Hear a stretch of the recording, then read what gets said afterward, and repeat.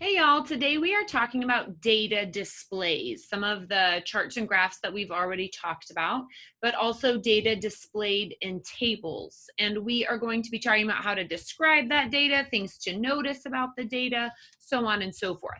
So let me share my screen with you right here to my ladybug, and we will start filling in the notes. These, as always, are the notes that were attached to this assignment on Google Classroom. So page 1 says describing the shape. So it says we can look at box plots, dot plots, and histograms, and describe what they show or describe the shape of their data distribution. That just means describe how the data is laid out on that picture, okay?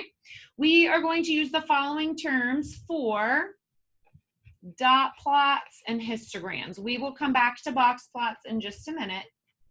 They are in a category all their own for these notes. So dot plots and histograms. First, we can tell whether or not the layout of the data is symmetric. What that means is the data evenly distributed between the left and right sides? Or as we've talked about symmetry before in class, you can ask yourself, if I were to fold this display in half, would the data on both sides match up? Okay. Another thing you can look for is a cluster. So this, you ask yourself, is the data grouped up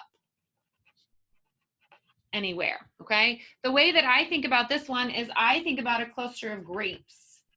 All the grapes are super close together in a bunch. Okay, so you're looking for data that's really close together, a lot of numbers that are right around the same place.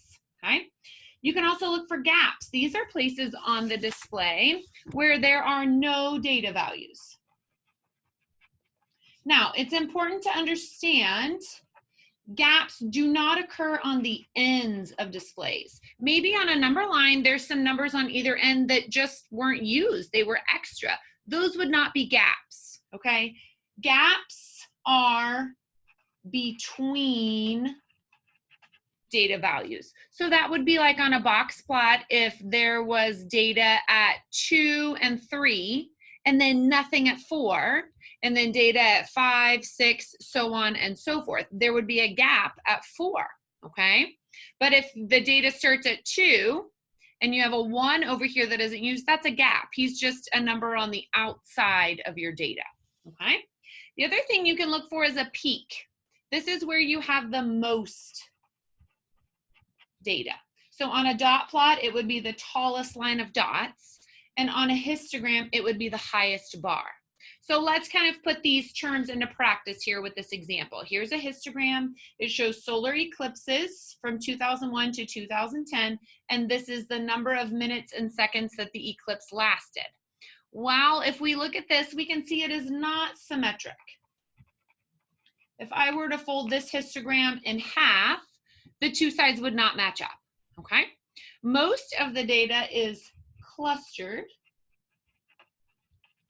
between 1 second and 7.5 minutes. So these 3 bars right here are where most of my data is. I have a little bit over here, but most of it is here, okay? There are no gaps. Every interval down here at the bottom goes with a bar. I don't have any intervals with no bars. That would be a gap on a histogram. There is a peak at 1 second to 2.5 minutes. And it says this is the tallest bar, so it represents the most data. It's a literal peak. It's the highest point on my histogram, okay? Let's talk about box plots. Box plots are a little bit different. For box plots, you can only tell if the display is symmetric. Okay, you cannot see clusters, gaps, or peaks here because they aren't specific enough with our data, okay? So if we look at this one here, yes, this box plot absolutely is symmetric. The sides match up. If I were to fold this box plot in half, the sides would match, okay? All right, let's talk a little bit now about data that is going to be in a chart, okay? So now we're talking about summarizing categorical data. Well, what does that mean? It says often tables of information show categorical data or data that's been organized into categories or groups. So these are which types of pizza students said they liked. This is favorite TV shows of people in a survey. This is the different types of stores people shop at, things like that. So categories of data laid out. So we're going to use a couple of different things to describe this type of data. One, we're going to use the mode. It's going to be obvious on these tables of data which category was chosen the most. That would be your mode. So for example, you might say something like, more students like pepperoni pizza, so pepperoni pizza is the mode, okay? If the students liked cheese, sausage, vegetable pizza also, but pepperoni pizza was liked the most, he's the mode. Or maybe you would say most people prefer watching sports on TV, so watching sports is the mode. So that's whichever category was chosen the most.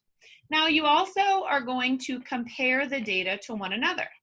And you are going to use words like twice as many, least, 1/3 as many, so on and so forth. Twice as many people like pepperoni pizza as cheese pizza. Vegetable pizza is least preferred. 1/3 as many people like sausage pizza as pepperoni pizza. These are open to interpretations. Your answers might not match someone else's exactly because maybe you recognize that one number was twice as much as another, and someone else noticed that this number over here was 1/3 of this number up here. So you might notice different things than someone else. Here's a few examples based on this particular chart, okay? Number of students per instrument. So we have 6 instruments here, and then these are the number of students who play that instrument, okay? Well, we see right off the bat here, 16 is our highest number. He goes with drums. So we could say more students play the drums than anything else or than any other instrument. So drums is the mode. Now for the rest of these, there are lots of different ways you can answer these questions, okay? These are just a few of my personal examples to give you some ideas. You might say twice as many people play the drums as the violin. You would say twice as many because 16 is 8 2 times. You could also say twice as many people play the flute as the clarinet, or twice as many people play the flute as the bass, or twice as many people play the violin as the cello, okay? Now, if you flip that around with the smaller number first, you would write it as half as many. So I could say half as many people play the cello as the violin, okay? 4 is half of 8, okay? I could put several combinations in here. 3 is half of 6, 3 is half of 6, 8 is half of 16, okay? 1/4 as many people play the cello as the drums. 4 is 1/4 of 16, so I could compare them that way. I could say the same number of people play the bass as the clarinet. They have the exact same values on my table of information here. Lots of different observations you could make. These are just a few examples, okay? So what you need to do now is hop back over to Google Classroom and complete the data Google form. It will have questions from both of these pages of notes, so make sure you're super clear on what these different terms mean. If you need to watch the video or do the notes again, you can do that. Good luck, guys. I'm sure you'll do great.